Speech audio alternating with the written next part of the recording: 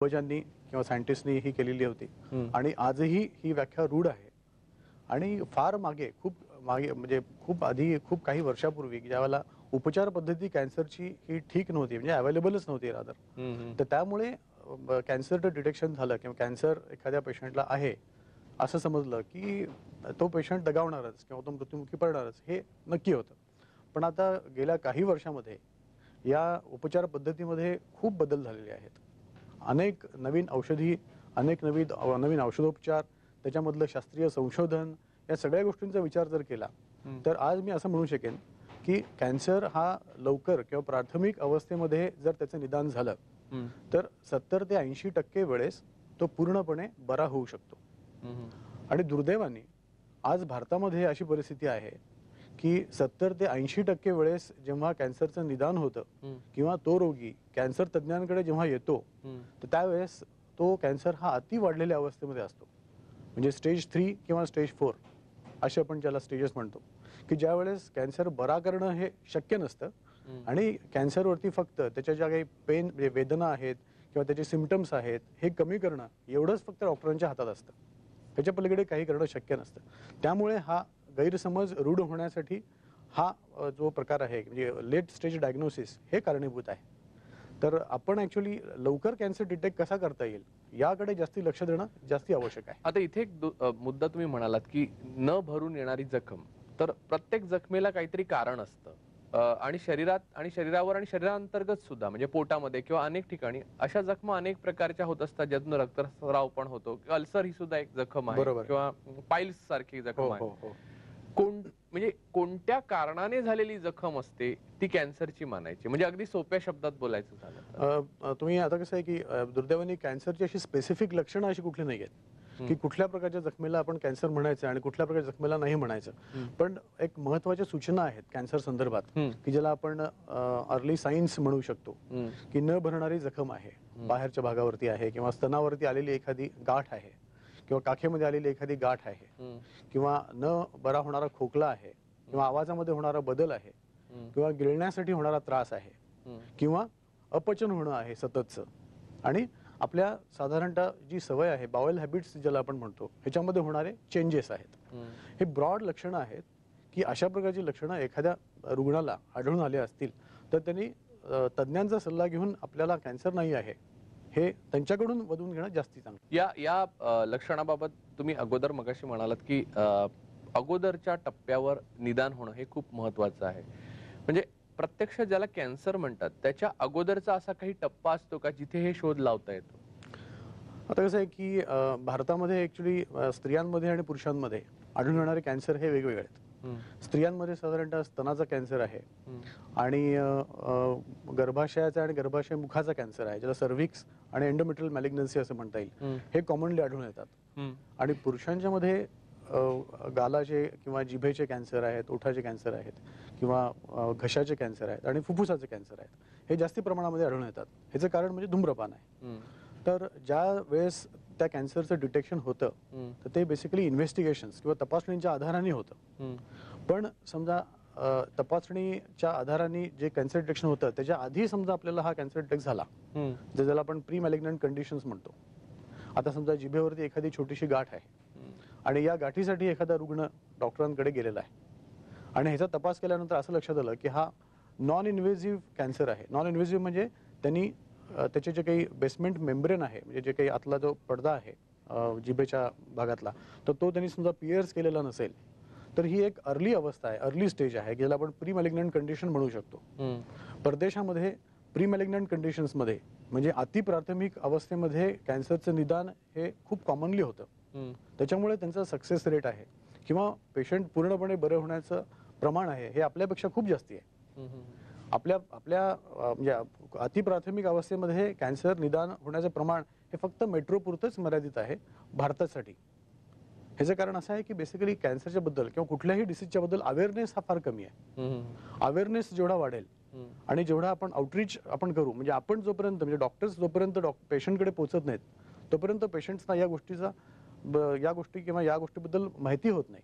म्हणजे अज्ञान आहे आणि डॉक्टरांनी ॲक्च्युली जनजागृती करण्याची रादर मीडियाच्या थ्रू आहे पेपर्समधून आहे, स्वतःच्याकडनं आहे, सरकारकडून आहे.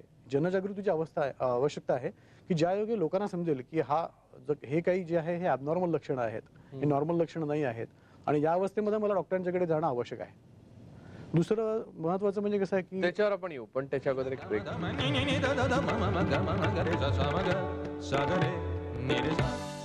छोटी आहे, नॅपी तर घाण करेलच. इन्फेक्शन होऊ नये म्हणून मी डेटॉलने नॅपीज धुते. माझं डेटॉल माझ्या बाहुलीला ठेवतं निरोगी. काही वस्तूंना सर्वजण हात लावतात. रोग पसरू नयेत म्हणून मी स्वच्छतेसाठी डेटॉल वापरते. माझं डेटॉल ठेवतं घरातील वस्तू स्वच्छ. घरोघरी डेटॉल कितीतरी गोष्टी करतं. आपलं डेटॉल काय काय करतं? आम्हाला 57575550 वर SMS करा आपले डेटॉलचे उपयोग आणि आम्ही सांगू संपूर्ण भारताला. डेटॉल IMA द्वारा प्रमाणित. क्या सिर्फ 7 दिनों में बेदाग निखरी त्वचा पाई जा सकती है? ये ऐसा नहीं मानती, इसलिए हमने इनसे Pond's flawless white 7 day challenge लेने के लिए कहा और नतीजा Pond's flawless white 7 day challenge लीजिए. अगर 7 दिनों में कोई परिणाम नजर न आए तो आपके पैसे वापस. घेऊन या मॉर्टिन लिक्विड आणि मशीन केवळ 42 रुपयांना आणि मिळवा जगातील सर्वात धोकादायक प्राण्यापासून 100% सुरक्षा. शक्तिशाली सुरक्षा फक्त 42 रुपयात. Hey guys, go grab a Cornetto, scratch the lid and SMS the code to win cash on your mobile and loads of exciting prizes. Spark your love with Walls Cornetto. Of bank वर चर्चा चालू आहे. आता हे हट्टी डागच पहा, कितीही घासा निघणारच नाहीत. लागली पैस. प्रत्यक्ष पाहून तर विश्वास बसेल. हे खारट पाण्याचे डाग जाणारच नाहीत. वाव, आणि हे गंजाचे जमलेले डाग शक्यच नाही. वाव, इझी ऑफ बँक देतं जबरदस्त सफाई. खरी दररोज दर जागी. बँक आणि मळ गायब. प्रत्यक्ष पाहिलं तेव्हाच खात्री पटली. साताऱ्यातील छत्रपती शाहू जिल्हा क्रीडा संकुल लोकार्पण सोहळा. अनेक राष्ट्रीय आंतरराष्ट्रीय खेळाडू निर्माण व्हावेत ही सदिच्छा. संकुल विकासक राजेंद्र चोरगे. आता मोती चंदन आणि गुलाब आहेत वर्षभर उपलब्ध. म्हणजेच शाही स्नान दररोज. Let's go for a drive.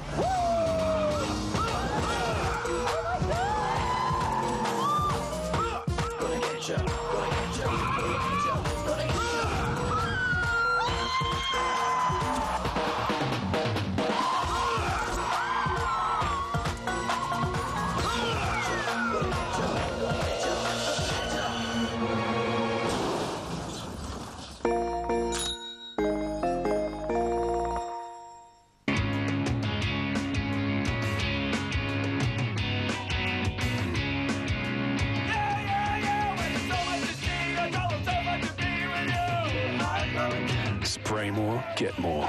The X Effect. 3 दिवसांची ट्रिप आहे. सिड इज ड्रायव्हिंग आणि तू मागे. हे pimple, try this, it's great. New Clearasil अल्ट्राचा क्लिनिकली प्रूव्हन फॉर्म्युला लगेच काम सुरू करून बॅक्टेरियाशी लढतो, रेडनेस कमी करतो आणि देतो अगदी स्वच्छ त्वचा फक्त 3 दिवसांमध्ये. फ्रंट सीट वरून व्ह्यू छान आहे ना. New Clearasil Ultra, clear skin confidence. सुमधुर शँटली क्रीम आणि रसाळ स्ट्रॉबेरीज युक्त नवीन लक्स. त्वचा होईल मृदू मुलायम. सौंदर्य जे मनास मोहवील. नवीन लक्स स्ट्रॉबेरी अँड क्रीम. आता सौंदर्याची भीती कशाला. Let's go for a drive.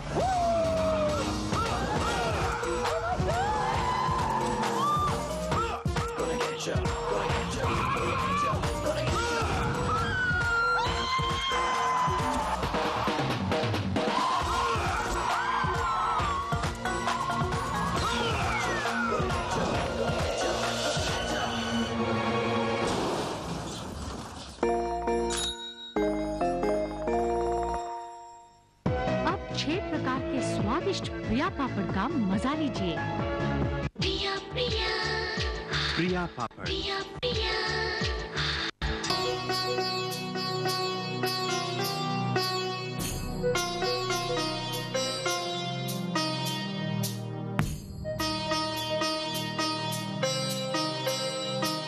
आपल्या सर्वांची आवडती मालिका मंथन आता सोमवार ते शनिवार पाहायला विसरू नका. रोज संध्याकाळी 7:30 वाजता. मंथन सोमवार ते शनिवार तुमच्या ETV मराठीवर. प्रायोजक नवीन मिरिंडा फ्रिज फिट फक्त 32 रुपये. सहप्रायोजक नया Bajaj XC125 distinctly ahead. LIC of India, जीवनाबरोबर जीवनानंतरही. CDI युक्त HP मिल्सी टर्बो इंजन का खास होय. बॉडी ग्लुकोज परत आणते, शक्ती जागवते. पापड़ बनाना आसान मामला.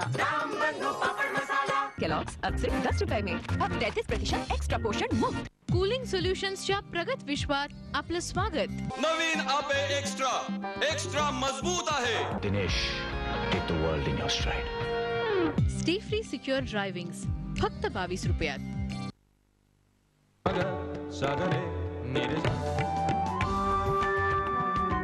ब्रेक नंतर संवाद मध्ये आपलं स्वागत. दुसरं तुम्ही कॅन्सर बद्दल महत्वाचं काही सांगा. दुसरं म्हणजे कसं आहे की आपल्याला म्हणजे हे अर्ली डिटेक्शन ज्याच्याबद्दल आपण बोलत होतो की लोकांच्या पर्यंत आपण जाऊन त्यांच्याकडून हे सगळं करून घेणं म्हणजे रादर स्क्रीनिंग आम्ही ज्याला म्हणतो हे करणं आवश्यक आहे. ब्रॉडली समजा जर आपण स्त्रियांच्याकडे आणि पुरुषांच्याकडे जर विचार केला तर स्त्रियांच्यामध्ये जे काही गर्भाशयाचा कॅन्सर आहे किंवा स्तनाचा कॅन्सर आहे हे जे कॉमनली आढळून येतात कॅन्सर, तर लोकांना ऍक्च्युली प्री मॅलिग्नंट कंडिशन्स म्हणजे काय आहेत आणि त्या कशा ओळखाव्यात ह्याच्याबद्दल आपण स्पष्ट समजा जर सांगितलं आणि त्यांच्याकडनं काही स्क्रीनिंगच्या जे टेस्ट आहेत त्या करून जर घेतल्या तर नक्कीच हा कॅन्सर खूप अर्ली अवस्थेमध्ये, प्राथमिक अवस्थेमध्ये, अतिप्राथमिक अवस्थेमध्ये ओळखता येईल आणि त्याचं पूर्ण नायनाट होणं सहज शक्य होईल. पण मग या प्रकारचं जे निदान आहे ते होण्याकरता म्हणजे आता कसं आहे की माणसांना त्रास झाल्यावर आणि खूप आपल्या देशामध्ये अशी परिस्थिती आहे की त्रास झाला, लक्षणं दिसायला लागली, खूप त्रास झाला की माणूस डॉक्टरकडे जातो. खूप अगोदरच्या काळामध्ये कशा मार्गाने डॉक्टरकडे माणसं जाऊन आपलं निदान करून घेऊ शकतात, म्हणजे काय झालं की जायचं? जसं आपण आताच बोललो की कॅन्सरच्या बद्दल महत्त्वाच्या सूचना ज्याला आपण म्हणतो की आपल्याला एखादी जखम झालेली असेल किंवा एखादा कुठे समजा जर गाठ झालेली असेल की ही जी भरून निघत नाही आहे किंवा ही गाठ कमी होत नाही आहे, आवाजामध्ये बदल होणार असेल. खोकला हा ऍक्च्युली कसं आहे की कम्युनिकेबल डिसीज आहे, संसर्गजन्य रोग आहे, पण बरा न होणारा खोकला आहे, आवाजामध्ये होणारा बदल आहे किंवा गिळायला होणारा त्रास आहे. गिळायला म्हणजे अन्न जर अडकून बसलं असेल, अन्ननलिकेमध्ये जात नसेल किंवा अन्न गिळताना समजा जर त्रास होत असेल, दुखत असेल, वेदना होत असतील, सतत अपचन होत असेल, या गोष्टी आहेत ह्याला वॉर्निंग साईन्स असं आपण म्हणू शकतो.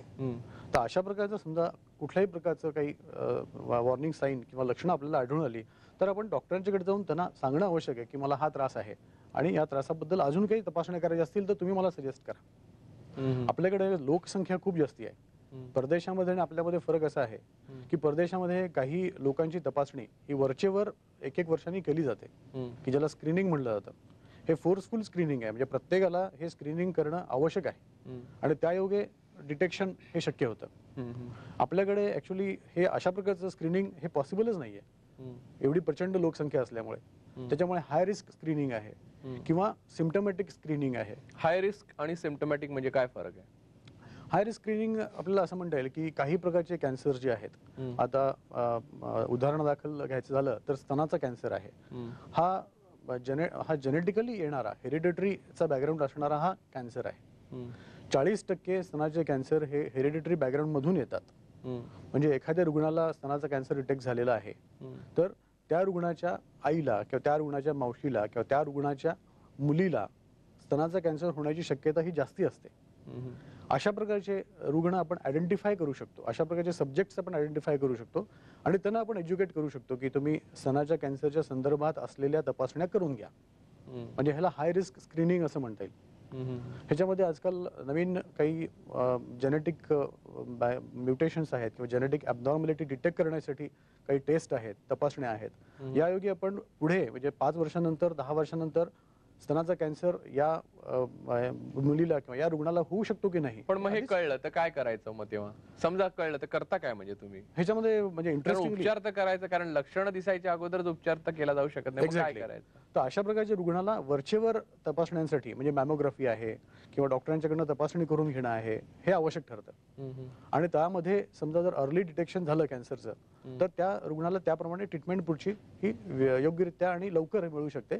आणि प्रोग्नोसिस पेशंटचं म्हणजे ट्रीटमेंट केल्यानंतर पेशंट पूर्ण बरं होण्याचा रेट हा जास्ती असतो.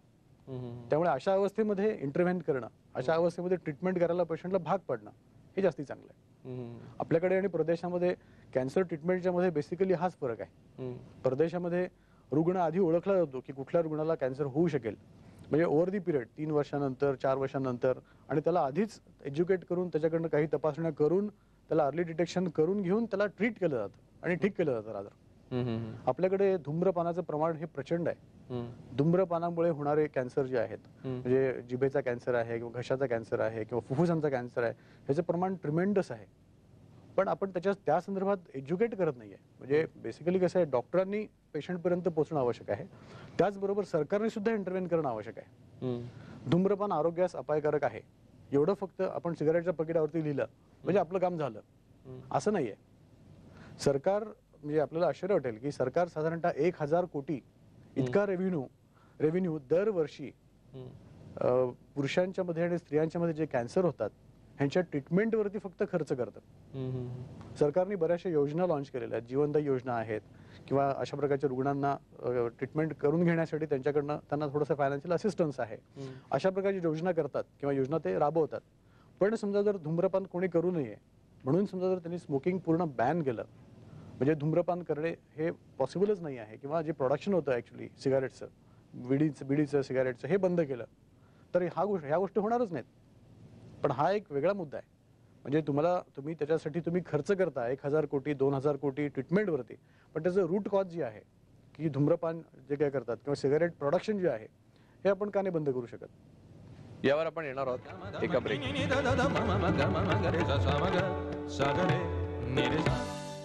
100 ग्रॅम हमाम संपूर्ण स्नान खरेदी करा आणि एक 20 ग्रॅम पॉन्ड्स पावडर मिळवा मोफत, किंवा 200 ग्रॅम हमाम उठणं खरेदी करा आणि एक 20 ग्रॅम पॉन्ड्स पावडर मिळवा मोफत.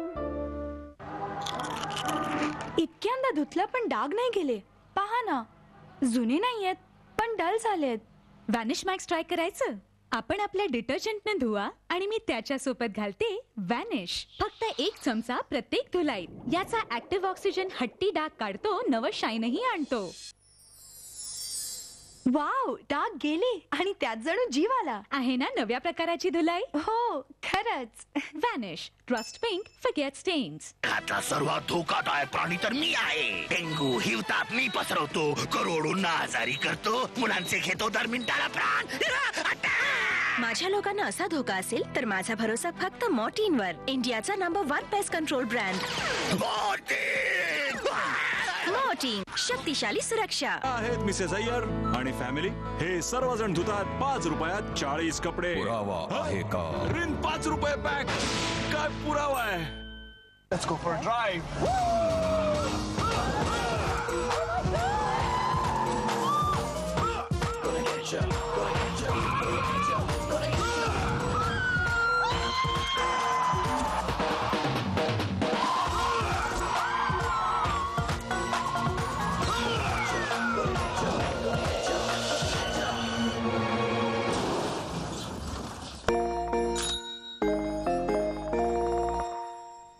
रवी सर्वांपेक्षा कूल म्हणवतो. दिवसभर धावपळ. आता पहा मिस्टर कूलला, उन्हाळा आणि घामानं हैराण. आणि घामाबरोबर जंतू. अशा वेळी घामोळी आणि रॅशेस होणं सामान्यच आहे. म्हणून फक्त डेटॉल स्नान, जे देतं जंतूंपासून 10 पट जास्त सुरक्षा. आता डेटॉल कूल मेंथॉल युक्त, जे देतं उन्हाळ्यात थंडावा आणि आपल्याला ठेवतं ताजं, उत्साही आणि कूल. निवडा आपला डेटॉल. कूल, ओरिजिनल किंवा स्किन केअर. डेटॉल, बी 100% श्योर. साधारण क्लीनर से सफाई के बाद भी उतने ही कीटाणु होते हैं जितने एक टॉयलेट सीट पर. इसीलिए आपको चाहिए लाइजॉल 3-in-1 की सुरक्षा अब सिर्फ 24 रुपए में. बस एक कैप लाइजॉल 60 सेकंड में मारे 99.9% कीटाणु, फिनाइल के मुकाबले मारे 10 गुना ज्यादा बैक्टीरिया, और सफाई के साथ एक भीनी खुशबू छोड़ जाए. लाइजॉल 3-in-1 अब इंडियन मेडिकल एसोसिएशन द्वारा प्रमाणित. माननीय उमेश भाऊ चांदकुडे यांना वाढदिवसानिमित्त हार्दिक अभिष्टचिंतन. शुभेच्छुक सचिन काळभोर आणि प्रशांत ओव्हाळ. साताऱ्यातील छत्रपती शाहू जिल्हा क्रीडा संकुल लोकार्पण सोहळा. अनेक राष्ट्रीय आंतरराष्ट्रीय खेळाडू निर्माण व्हावेत ही सदिच्छा. संकुल विकासक राजेंद्र चोरगे. हे येण्यापूर्वी घर एकदम चकाचक असायला पाहिजे, म्हणूनच मी वापरते एअरविक 2-in-1 स्प्रे. याचा छान सुगंध घर बनवतो सुगंधित. ओ, माझ्यासाठी? थँक गॉड माझ्याकडे आहे एअरविक 2-in-1 स्प्रे. एअरविक 5 उत्तम सुगंधात. Air Wick, it's good to be home. आपण त्याला पाहिलं का? पेप्सॉपचं पेस्ट कंट्रोल करून घ्या. आता खरंच या. पेप्सॉप आहे विना वास विना त्रास, कीटकांचा करी सर्वनाश. मुंबईसह महाराष्ट्रात. आज थोडीशी देखभाल केली तर उद्या भरपूर फळं. त्याचप्रमाणे आज जंतूंपासून सुरक्षेसाठी थोडासा खर्च केला तर निरोगी भविष्य. सादर आहे छोटा डेटॉल फक्त 6 रुपयांमध्ये. आता 10 पट जास्त सुरक्षा, छोटी किंमत. सहकार चळवळीचे मार्गदर्शक आणि कुशल आमदार दिलीपरावजी देशमुख यांना वाढदिवसाच्या हार्दिक शुभेच्छा. शुभेच्छुक अजय सिंह दिक्कत आणि सौ संगीता देवी दिक्कत, किल्ले धारूर, जिल्हा बीड.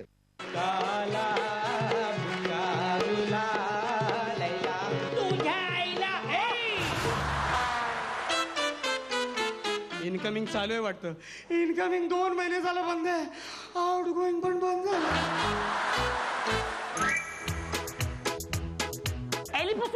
एक विशेष कार्यक्रम हास्य सन्मान रविवार दिनांक 20 एप्रिल 2008 रोजी संध्याकाळी 7:30 वाजता तुमच्या ETV मराठीवर. एअरटेल धूम धमाका. एअरटेल धूम धमाका दर शुक्रवारी रात्री 9:30 वाजता.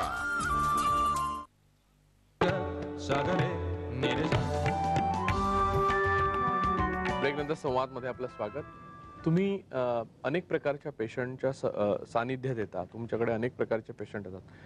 काय दिसतं की कोणत्या प्रकारची मानसिकता पेशंट्स मध्ये कॅन्सर संबंधात आहे किंवा कोणत्या गटातले पेशंट्स जास्त प्रमाणात दिसतात?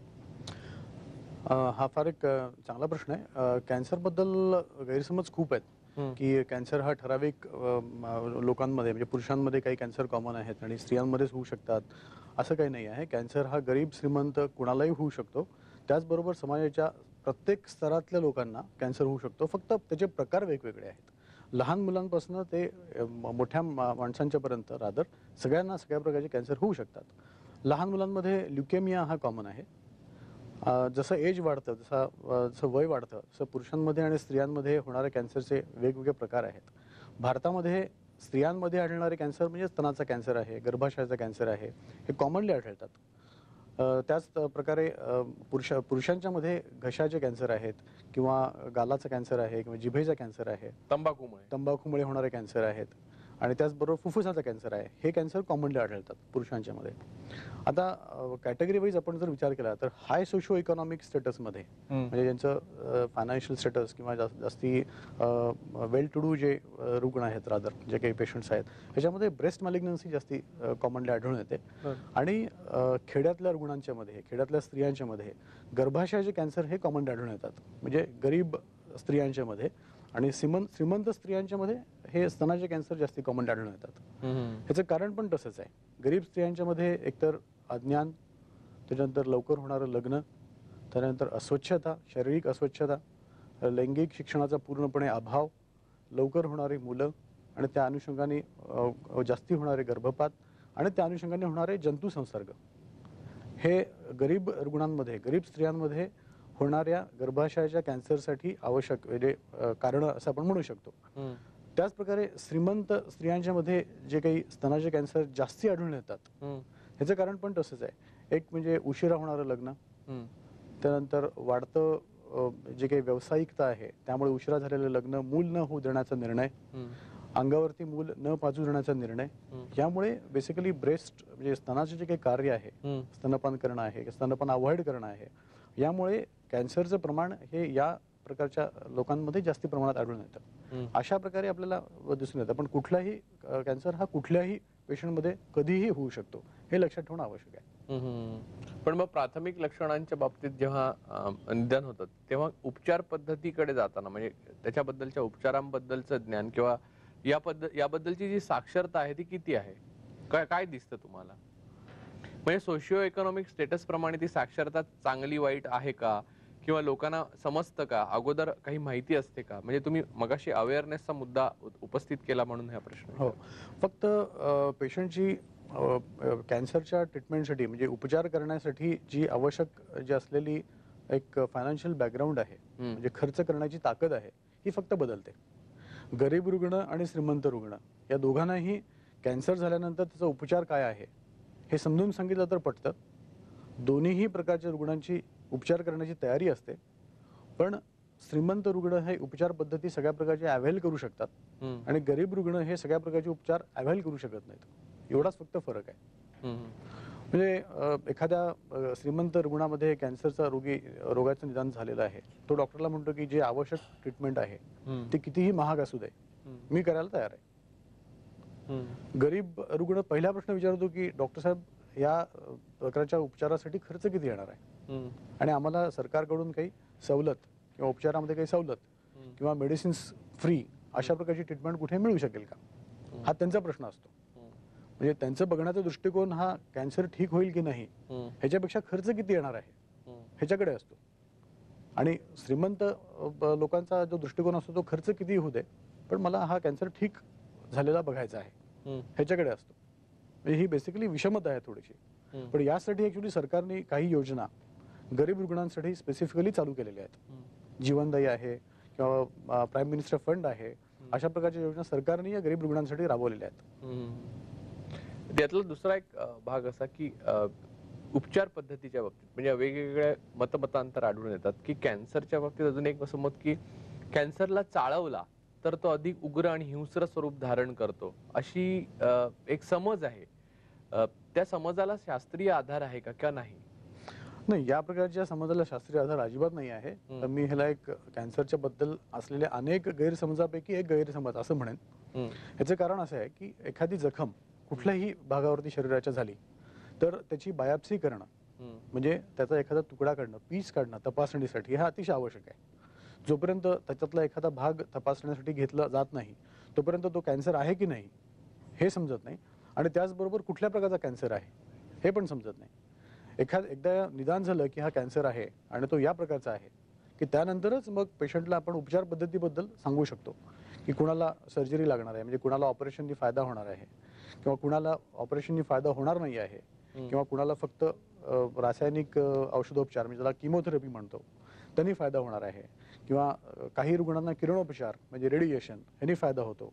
अशा प्रकारचे कॅटेगरायझेशन हे बायोप्सी नंतरच पॉसिबल होतं. बायोप्सी म्हणजे एखादा तुकडा काढणं. पण बरेच लोक ह्याला असं वाटतं म्हणजे रुग्णांना असं वाटतं की बायोप्सी घेतल्यानंतर तो कॅन्सर वाढतो किंवा त्याला आपण चाळवलं, आपण जे म्हणतो की त्याला थोडंसं आपण डिस्टर्ब केलं की तो वाढू शकतो, असं काही नाहीये. पण ते बायोप्सी करणं हे आवश्यक आहे. त्याच्याशिवाय आपण पुढचे डिसिजन घेऊ शकत नाही. आपण त्याचे इतर जे अनेक पैलू आहेत या संदर्भातले त्याच्यावर बोलणार आहोत पण ते उद्या. आज आपण इथेच थांबतो. आपल्याला आमचा कार्यक्रम कसा वाटला यासंबंधी पत्र ईमेलद्वारे आम्हाला जरूर कळवा. आमच्याशी पत्रव्यवहार करण्याचा पत्ता आहे